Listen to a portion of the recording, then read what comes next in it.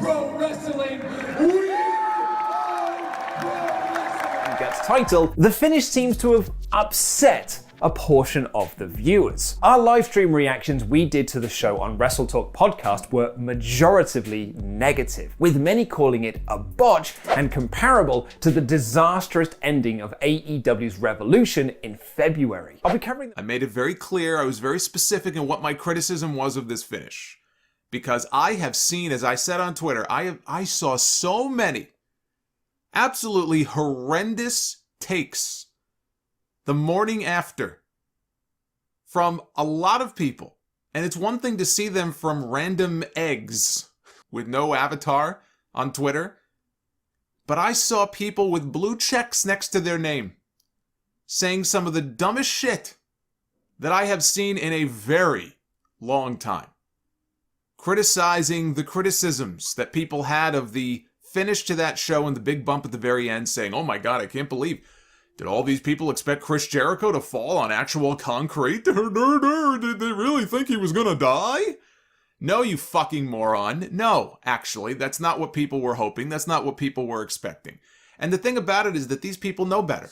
Son of a bitch, or what did Tony Schiavone call him? This piece of shit MJF throws the dude off the cell anyway, and now he's dead. And God only knows when we'll see Chris Jericho again. That's the story you wanted to tell. If you're going to tell that story, the guy's got to, don't kill Chris Jericho. I mean, there's got to be a crash pad. If you want to complain that they could have gotten a different angle where you couldn't see so much that it was a crash pad, that's fine. But I don't want to see people complaining that the guy landed on a crash pad, that they safely did a stunt. This was the ultimate straw man argument that I saw constantly up and down my timeline the morning after this Blood and Guts show. I actually explained in great detail how I would have shot that final scene. My criticism had everything to do with the way it was shot and the production of it. I wasn't as offended or bothered by the finish, but I didn't like the finish for the reasons I said before, and of course the ridiculous fake crash landing.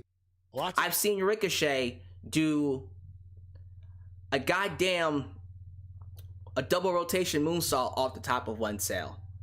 I've seen all this other stuff, and then we get that ending, and I'm just like, and I've seen all the other War Games matches too, where I'm just like, that, I don't know how I feel about it. It's just, I feel like they could have done something more creative. Dustin. The finish was divisive though, with many people feeling the surrender concept lacked dramatic flair, especially since NXT's Wargame matches have established themselves to a new audience as crazy stunt shows that end in pinfalls. But it was Jericho's bump that really seemed to trigger some fans, who felt that it wasn't spectacular enough. Gratuitous bump, okay, it's to get heat on MJF, I get that, right? But I'm pretty sure that this bump is leading to something on the next pay-per-view or shortly thereafter that's going to be a real big match in some shape or form. So at that point, it's like, yeah, of course we know it's a crash pad, but we're doing an angle and, it's a safe angle. So if the angle has nothing to do with that, or the match has nothing to do with that, and they don't go in that direction, then I would agree. But if they're going in something that revolves around this, yeah, if he's going to take the bump off the cage. Beyond that, overall, I thought AEW did a good job with War Games. If you could overlook the finish. Yeah, that wasn't the first 9 guys. I was with them. It wasn't until Jericho got in and the whole tenor and tone of the match and pace of the match and everything changed and they started doing the entertainment gaga portion instead of the slobber knocker that they were having. I would have, all they had to do was once Jericho got in, do another 4 or 5 fucking minutes, leave part of the ring intact and fucking do a goddamn finish. But instead they go another 15 or whatever and do that stupid shit off the roof and expose their crash pad.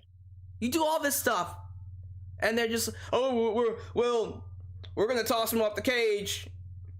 And then by that point, after they surrender, I'm just like, well, clearly that's padded. That's a padded floor, and there's a crash pad under it. Now you taking me out of it. See, because you took me out of the story, now I'm noticing, all right, well, that's clearly a crash pad. Because imagine this. Let me just follow me here. Imagine if this was an actual War Games match where you can pin them or make them submit, right? All right, so MJF does exactly what he's going to do, tosses Chris Jericho off the top, right? He goes through the stage. And then, after Chris Jericho goes to the stage, you do that bump, we go back inside the ring, and maybe they have them do the Shatter Machine, or we do some other crazy spot to where Pinnacle gets the pinfall. Or maybe they just get Chris Jericho's carcass and put him back in the ring and pin him. This is for Rachel, you big, fat, white, nasty, smelling, fat bitch. Why you took me off the motherfucking schedule with your trifling, dirty, white, racist ass, big, fat bitch, oompa loompa body ass bitch. I'm coming up there and I'm gonna beat the fuck out of you.